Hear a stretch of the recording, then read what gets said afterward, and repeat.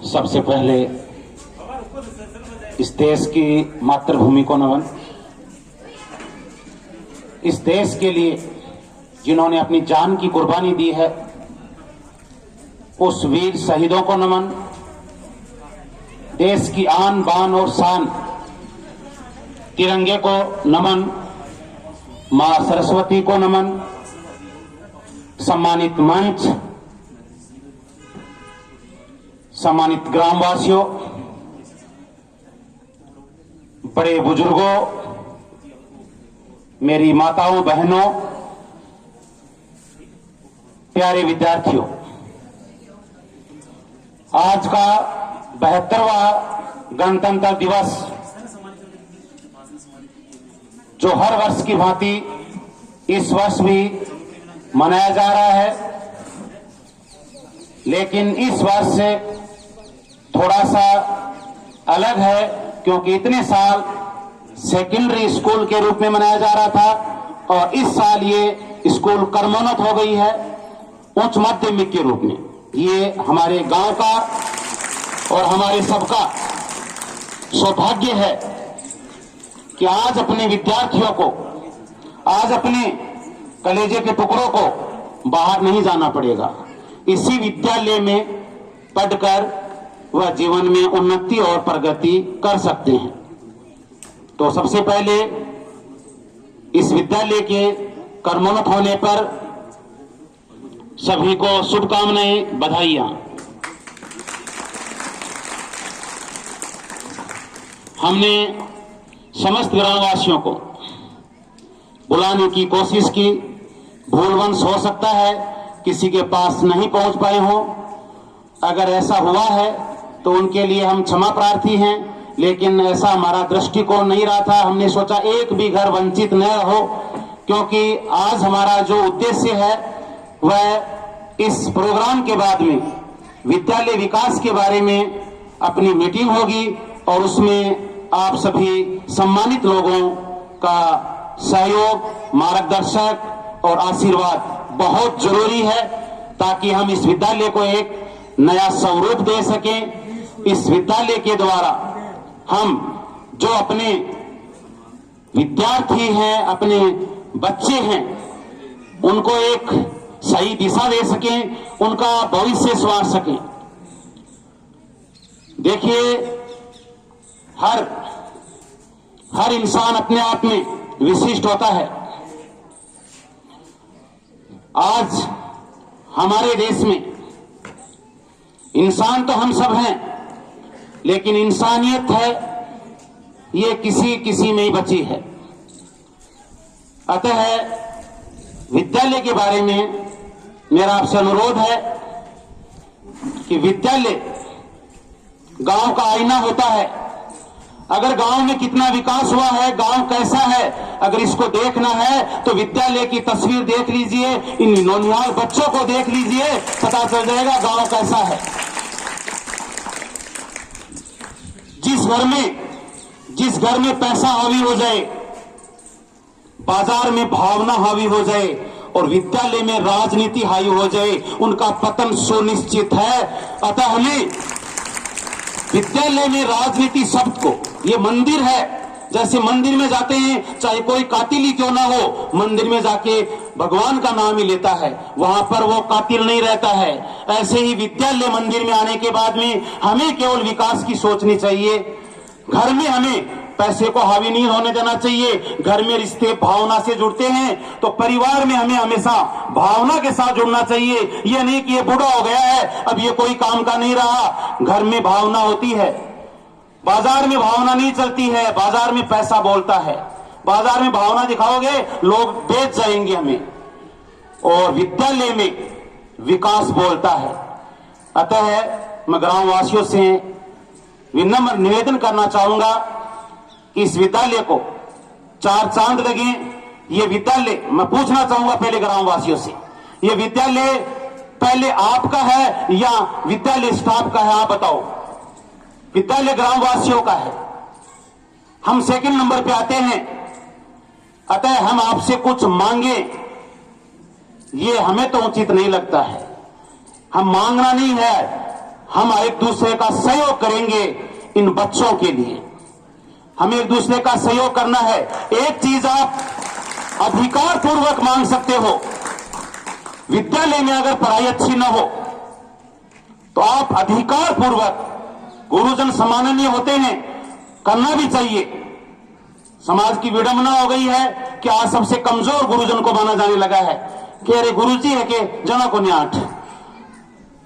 गुरु माता पिता भगवान के बराबर होते हैं, लेकिन अगर गुरु जैसा काम न करे तब अधिकार पूर्वक हमें विद्यालय में आकर विनम्र तरीके से कहना चाहिए कि इन बच्चों का भविष्य खराब करने का हक नहीं है जब भगवान का दर्जा आपको दिया है।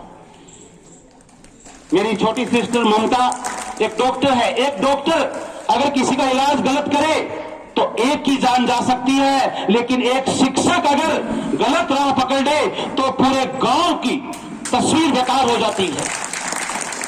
अतः मैं मेरे स्टाफ साथियों से भी अनुरोध करना चाहूंगा, आपके कोई भी काम है बिल्कुल एक परिवार की तरह मैं आपके साथ हूं, लेकिन इन बच्चों के साथ कोई भी अहित मैं बिल्कुल बर्दाश्त नहीं करूंगा। और अगर मैं कर रहा हूं तो गांव वाले आकर के मुझे बिल्कुल टोके, इसके लिए मैं बिल्कुल तैयार हूं। लेकिन मैं गांव वासियों से एक विनम्र निवेदन करना चाहूंगा कि अपने गांव में 2 सरकारी स्कूल हैं, अपने बच्चे दोनों में से किसी में भी जाएं, लेकिन अपने बच्चे गांववासी जो गांव के मोजीज व्यक्ति हैं और सभी व्यक्ति मिलकर के हम एक मुहिम छेड़ेंगे कि एक भी बच्चा गांव के बाहर नहीं जाएगा। अगर कोई कमी है तो हमें बताओ कि ये हमें चाहिए, उनसे डबल सुविधा हम देंगे पढ़ने के लिए। आपको पढ़ाई के लिए चाहिए वो हम तैयार हैं। अब रही बात, एक थोड़ा सा अपने विचार आता है जो आपकी बात नहीं, हम भी काफी बार चर्चा कर चुके हैं, घर में भी करते हैं, मैंने स्टाफ साथियों से भी की, कि हमारे दिमाग में एक फितूर है कि इंग्लिश मीडियम स्कूल में बच्चे को पढ़ाने से हमारा भविष्य संवर जाएगा। हम हिंदी मीडियम में नहीं पढ़ा रहे इसलिए हम यहां पर नहीं भेज रहे हैं। तो मैं पूछना चाहूंगा आप लोगों से जो विद्वान हैं, शिक्षित हैं, जागरूक हैं, क्योंकि ये गांव मैंने देखा है बहुत ही संपन्न गांव है, क्योंकि मैं पूरे गांव में कोशिश की है, हर घर में जाने की नहीं जा पाया होगा, लेकिन फिर भी मैंने कोशिश किया है। बहुत ही संपन्न गांव है, बहुत ही शिक्षित गांव है, बहुत ही जागरूक गांव है। तो जब ये सब कुछ है तो इसका हमें फायदा उठाना चाहिए और हमें एक मंथन करना है। आज मीटिंग होगी, उसमें पहला मंथन यही होगा कि क्या वास्तव में हम अंग्रेजी मीडियम बच्चों को दिलवा रहे हैं, क्या वास्तव में वो सही दिशा है। जो कक्षा 12 जिनके बच्चे कर चुके हैं, मैं उनसे पूछना चाहूंगा कि क्या उनके बच्चे, केवल मैं एमबीबीएस की बात नहीं कर रहा हूं, उनको छोड़ करके, कि उसमें थोड़ा सा इंग्लिश का प्रभाव ज्यादा होता है, इसके अलावा अन्य कोई भी सरकारी जॉब की बात कर रहा हूं, चाहे वो आईएएस हो, चाहे आरएस हो, चाहे एक कॉलेज लेक्चरर हो, चाहे स्कूल लेक्चरर हो, चाहे इंजीनियर हो, अन्य कोई भी महकमे में अगर अंग्रेजी जिसके है वो ज्यादा सफल है या हिंदी मीडियम का बच्चा ज्यादा सफल है। मैंने अभी तक, मेरा अनुभव बता रहा है कि 90% सरकारी विद्यालय के बच्चे नौकरी लगते हैं, 90% सरकारी। और इसके लिए मैं आपको मेरा खुद का एग्जाम्पल देता हूं, हालांकि बताऊंगा मैं, कक्षा 6 में मेरे सप्लीमेंट्री आई थी।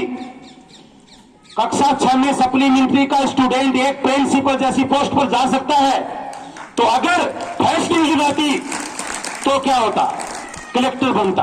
कहने का मतलब सरकारी विद्यालय का एक बच्चा सप्लीमेंट्री का और एक अच्छे पद पर जा सकता है, और प्राइवेट संस्थान का 90% वाला बच्चा और पटवारी पुलिस की तैयारी में भी सफल नहीं होता है। और देख लो आप चारों तरफ।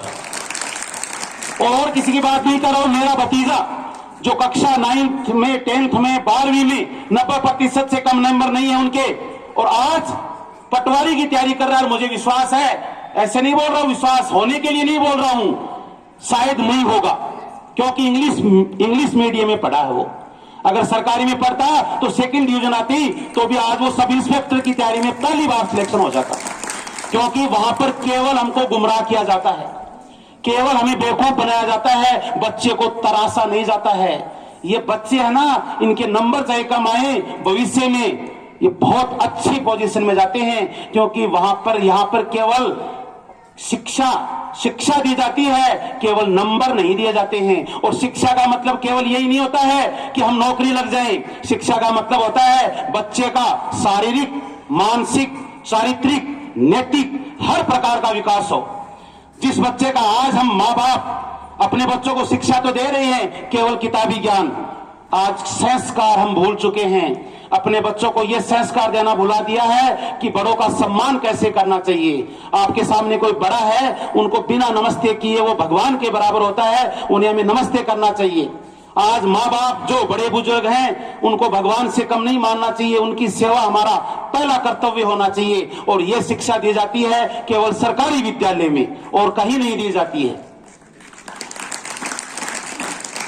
अब मैं अपनी पूर्व प्रधानाध्यापिका श्रीमती अंजना जी को बहुत बहुत धन्यवाद देना चाहूंगा कि उन्होंने इस वास्तव में इस विद्यालय के लिए जी जान से समर्पित भाव से काम किया है। इसीलिए आज इस विद्यालय की तस्वीर इस प्रकार से बनी हुई है। वास्तव में ये उनका बहुत ही सराहनीय काम है। उन्होंने अपने घर की तरह काम किया है, तब जाकर के ऐसा काम हुआ है। इसीलिए कहते हैं कुछ कर गुजरने के लिए मौसम नहीं मन चाहिए, साधन सब जुट जाएंगे, बस दृढ़ संकल्प चाहिए। इसीलिए मैं ग्राम वासियों से, साधन तो सब जुट गए हैं, बहुत अच्छे भामाशाह हैं, और एक बार गांव में निकल जाओ, वास्तव में कोई मना नहीं करता है। ये अंजना जी ने मुझे बताया है, क्योंकि मैं अभी ग्रामवासियों से केवल 26 जनवरी के ऊपर आमंत्रण के लिए गया हूं, अभी तक कुछ मांगने गया नहीं हूं। केवल इसी उद्देश्य से गया था कि सभी ग्रामवासी यहाँ पर इकट्ठे हो और इस विद्यालय विकास के बारे में हम चर्चा करें। मनोज जी ने मेरे को कहा भी 1-2 बार कि अरे इस बच्चे का एडमिशन यहाँ पर होना चाहिए। मैंने कहा आज हम मांगने नहीं, ये गांव हमारा है और ये गांव का विद्यालय है और ये गांव के ही बच्चे हैं, और जो बच्चे प्राइवेट संस्थान में जा रहे हैं वो भी गांव के ही हैं। हम इसके ऊपर चर्चा करेंगे कि क्यों जा रहे हैं हम यहाँ पर, जो कुछ चाहिए वो यहाँ पर देंगे। इसलिए हमें मांगना न पड़े, हम इस प्रकार से काम करें कि विद्यालय में गांव वाले खुद आए कि हमारा एडमिशन कैसे भी करके करो। और इसके लिए आप लोगों का सहयोग और हमारा सहयोग, हम सब मिलकर के, ये अलग से नहीं है कि हम आपका सहयोग करेंगे, आप हमारा, एक दूसरे का सहयोग करके और इस विद्यालय को चमन बनाना है हमें, इस गांव का विकास करना है हमें, और गांव का विकास इस विद्यालय के द्वारा ही होगा। विद्यालय विकास के लिए मैं सबसे बड़ा भामाशाह उनको मानता हूं जिन्होंने अपने जिगर के टुकड़े को, अपने कलेजे के टुकड़े को इस विश्वास के साथ विद्यालय में एडमिशन दिलवाया है कि ये इनका भविष्य बनाएंगे। इसलिए सबसे बड़े भामाशाह तो वो हैं जिन्होंने अपने बच्चों का एडमिशन यहां पर दिलवाया है। इसलिए आज हमने सबसे पहले उनको भामाशाह के रूप में सम्मानित भी करेंगे। दूसरा नंबर, जो भामाशाह है अपनी खून पसीने की कमाई, बहुत मुश्किल होता है अपनी खून पसीने की कमाई को बाहर निकालना, लेकिन मैं उनका भी तहे दिल से बहुत आभार करता हूं कि अपनी खून पसीने की कमाई को उन्होंने विद्यालय विकास के लिए उन्होंने सहयोग दिया है। उनके लिए एक बार जोरदार तालियां हो जाए।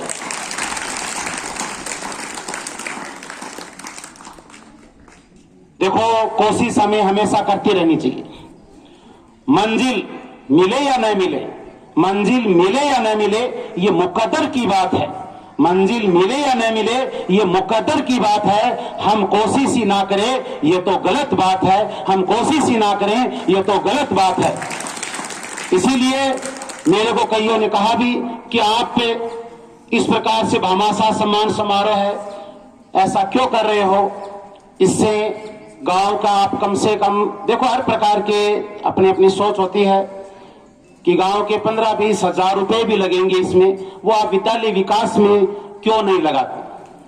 तो इसके लिए मैं आपको बता दूं कि ये जो भामाशाह सम्मान समारोह रखा गया है, ये गांव के जो पैसे हैं वो केवल विद्यालय के विकास में लगाए जाएंगे। ये भामाशाह सम्मान समारोह है हमारे विद्यालय स्टाफ की ओर से गांव वासियों को सम्मानित करने के लिए। तो इसलिए आप इस चीज से परेशान मत होना। पैसों के लिए आपका एक एक पैसे का हिसाब आप कभी भी मांगो, आपको जरूर मिलेगा। कोई भी आओ, यहाँ पर पारदर्शिता से काम होगा, आपका हर पैसे का सदुपयोग होगा।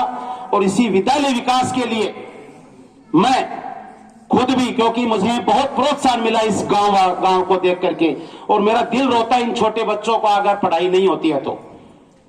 जो प्राइवेट स्कूल में जाते हैं ना, वो भले ही न पढ़े, मेरा दिल नहीं रोता है, लेकिन इन बच्चों का अगर पढ़ाई नहीं करवा रहे हैं, क्योंकि ये सीधी सी बात है, सामान्य परिवार से आते हैं और उनका भविष्य इनके लिए ज्यादा जरूरी है, ज्यादा पढ़ाना जरूरी है। तो इसके लिए मैं विद्यालय विकास के लिए मेरी ओर से इस विद्यालय परिवार को 21,000 रुपए भेंट कर रहा हूं। ये कोई भी मेरी खास उपलब्धि नहीं है, मैं इसे कुछ भी नहीं मानता हूं। एक दूसरी बात मैं जो आपको बताना चाहता हूं, उसके लिए मुझे आपका बहुत बड़ा सहयोग चाहिए, जो यह है कि इस विद्यालय में मैं मेरे दोनों बच्चों का एडमिशन करवा रहा हूं। ये मेरी बेटी है और बेटा छोटा है, आया नहीं, तो जल्दी थी, लेकिन जिस विश्वास के साथ मैं यहां पर एडमिशन करवा रहा हूं कि मेरा विद्यालय स्टाफ और समस्त ग्रामवासी, जो भी बच्चे हैं प्राइवेट स्कूल में, उनका एडमिशन यहां पर करवाएं। भले ही यहां पर मत करवाओ, उस सरकारी स्कूल में करवा दो, कहीं भी करवा दो, हिंदी मीडियम में करवाओ। और जहां पर अगर शिक्षित और जागरूक अभिभावक अगर अपने बच्चों का एडमिशन करवा दिया तो कोई मजाल नहीं है कि हम धूप में ऐसे ही बैठ करके जाएंगे। आप जवाब मांगोगे, और जवाब मांगोगे तो पढ़ाना हमें पड़ेगा जरूर।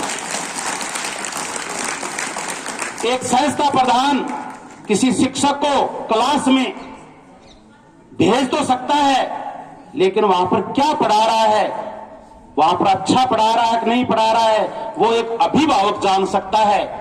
इसलिए मैं मेरे स्टाफ से संस्था प्रधान के रूप में तो इस कक्षा में भेज दूंगा, लेकिन आज मैं अभिभावक के रूप में यह भी पूछ सकता हूं कि आपने ऐसा क्यों नहीं पढ़ाया, क्योंकि मैं मेरे बच्चों का दाखिला यहां पर करवा रहा हूं इसीलिए। लेकिन मैं ग्रामवासियों से चाहूंगा कि एक बात पर हम विशेष मंथन करें कि अंग्रेजी माध्यम से फायदा क्या है, एक बार सोचें। कक्षा 12 के बाद में दर दर की ठोकर खाएंगे वो बच्चे, और नहीं खा रहे हैं तो जो कक्षा 12 कर चुके हैं और जो किसी एमबीबीएस में नहीं गए हैं, उनके अलावा कहीं कोचिंग में, क्योंकि राजस्थान में कोई हिंदी मीडियम है क्या कोचिंग, हिंदी मीडियम के अलावा सॉरी अंग्रेजी मीडियम की कोई तैयारी करने के लिए कोई कोचिंग है क्या? नहीं है, एक भी नहीं है। अपने सरकारी कॉलेज हैं, कोई इंग्लिश मीडियम की कोई कॉलेज है क्या अपने? कोई एक तो है पूरे राजस्थान में। तो कक्षा 12 के बाद में जो विद्यार्थी इंग्लिश मीडियम में पढ़े हैं वो न घर के रहते हैं और न घाट के रहते हैं, और फिर हम चिंता करते हैं कि हमने गलत कदम उठा लिया। अभी से जाग जाओ, जो हिंदी मीडियम में है, इंग्लिश मीडियम के आपको है कि अपने बच्चों को इंग्लिश आनी चाहिए, यह बात बिल्कुल जायज है, उन्हें इंग्लिश आनी चाहिए। हमारे यहां पर 200 बच्चे बाहर जा रहे हैं, 200 बच्चों का, एक बच्चे का मिनिमम 30,000 रुपए लग रहा है। आप एक बार कैलकुलेशन कीजिए, इस गांव के 200 बच्चे यहां पर सरकारी विद्यालय में आ जाएं तो इस गांव के 60 लाख रुपए बच जाएंगे। उस 60 लाख में से केवल 10 लाख रुपए यहां पर दे दो आप, बच्चे के केवल 10% जो आप प्राइवेट में दे रहे हो उनके 10% दीजिए। हर घर से टेम्पो या बस उनको यहां पर विद्यालय में लेकर आएगी, और इंग्लिश मीडियम के लिए अलग से व्यवस्था कर देंगे। और ये इस विद्यालय में आपको अगर स्विमिंग पूल, जो भी हॉर्स राइडिंग वगैरह जो भी चाहिए, वो सब व्यवस्था हो जाएगी 5 साल के भीतर। तो क्यों नहीं कर सकते हम? क्यों फालतू में पैसों को उड़ा रहे हैं? एक साल में 60 लाख रुपए हमारे बचेंगे, तो 5 साल में देखो, और 10 साल में 7-8 करोड़ रुपए, और 7-8 करोड़ में तो आप चाहो ना बच्चे को जो अमेरिका में पढ़ाते हैं ना, उससे अच्छा अध्ययन यहां पर हो जाए। और नहीं हो तो आप बताओ, हम चर्चा करेंगे इस बात पर। लेकिन हम एक होड़ में चले हुए हैं, और मेरा एक बहुत बड़ा सपना, इसमें मुझे सफलता जरूर मिलेगी अगर गांव वासियों का साथ रहा तो। मेरे बहुत दिनों से है, मेरे कोई भी पैसा है ना, मैं विद्यालय विकास पर या ग्राम विकास पर मैं कोई भी पैसा देता हूं, मुझे बिल्कुल दुख नहीं होता, मुझे इतनी खुशी होती है। लेकिन जब मेरे बच्चों को मैं प्राइवेट स्कूल में भेजता हूं ना, क्योंकि मैं 2 साल मुझे भेजना भी पड़ा है, मेरी पोस्टिंग बाड़मेर हो गई, अब घर में साधन आता नहीं है तो उनको जाए कैसे, तो मजबूरी में प्राइवेट स्कूल। तो मैं घर पर एक ही बात बोलता हूं कि ये पैसे मेरे पच नहीं रहे हैं, ये 60-70 हजार रुपए साल के लग रहे हैं ना, ये बिल्कुल अनावश्यक लग रहे हैं। और दूसरी बात, इनका फायदा क्या होगा, 12वीं के बाद में जाएंगे कहां है। इसीलिए आप सभी लोग एक बार मनन करें और इन पैसों को हम इसी विद्यालय के विकास में, आपके 90% पैसे अपने घर में अपने परिवार के विकास के लिए बचाइए और 10% यहां पर दीजिए, और वो 10% से इस विद्यालय का हम चमन बनाएंगे। और जो भी आपको फैकल्टी चाहिए, जो भी फैकल्टी चाहिए अपने विद्यालय में है, क्योंकि एक सरकारी प्रक्रिया होती है कि कई पद खाली रह जाते हैं। आप झुंझुनों के जो फैकल्टी बताओगे ना, टॉप से टॉप, उनको यहां ले आएंगे पढ़ाने के लिए, दिक्कत कहां हमें, पैसे होंगे तो। मानव जीवन है, मानव जीवन आसान नहीं होता है। कोई संघर्ष के बिना महान नहीं होता है, कोई संघर्ष के बिना महान नहीं होता है।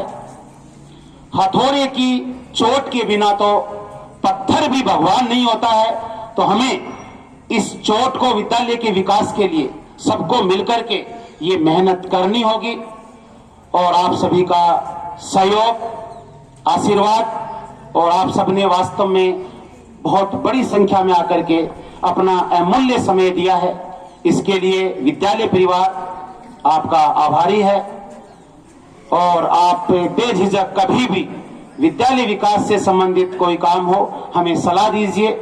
एक कल हमारे सम्मानित कैप्टन भरत सिंह जी ने मुझे एक थोड़ा सा सलाह दी थी कि हमारे एक बड़ी प्रॉब्लम आ रही है गांव में कि 2 सरकारी विद्यालय होने की वजह से हमें इधर जाएं या उधर जाएं, और वहां पर थोड़ी देर रुक पाते हैं तो इधर आना होता है, यहाँ वाले उधर जाने की सोचते हैं। तो बहुत ही अच्छी परंपरा थी कि एक जगह ये अपना आयोजन हो। तो मैंने तुरंत संस्था प्रधान श्रीमती सुमन जी से बात की, और उन्होंने ये कहा कि आप अगर सर्जिकल बोलते तो हमने जो थोड़ा सा विद्यालय से संबंधित जो प्रोग्राम है उसके लिए ग्राम वासियों को हमने भी कार्ड वगैरह दे दिए हैं। इसलिए जो अगली 15 अगस्त है, अगली 15 अगस्त का आप गांव वासियों को 2 जगह नहीं भागना पड़ेगा। सुमन जी ने आश्वस्त किया है कि अगली 15 अगस्त इस विद्यालय में मनाई जाएगी और अगली 26 जनवरी उस विद्यालय में मनाई जाएगी, ताकि अपने गांव में एक स्वस्थ परंपरा बने, अपने ये होड़ न हो उस विद्यालय और इस विद्यालय की। अपनी एक ही होड़ होनी चाहिए कि प्राइवेट संस्थान में विद्यार्थी न जाए। मैं ये नहीं कह रहा हूं प्राइवेट संस्थान वाले मेहनत कर रहे हैं वो गलत है, देखो वो सभी अपनी रोजी रोटी कमाएंगे और वो हमसे बेहतर होंगे तो बच्चे स्वाभाविक बात है वहां पर जाएंगे। हमारी कोशिश ये होनी चाहिए कि हम उनसे बेहतर बने ताकि हमारे को हर तरफ से फायदा मिले। पुनः मैं आप सभी का आभार व्यक्त करता हूं, धन्यवाद देना चाहता हूं कि आपने अपना मूल्य समय दिया। धन्यवाद।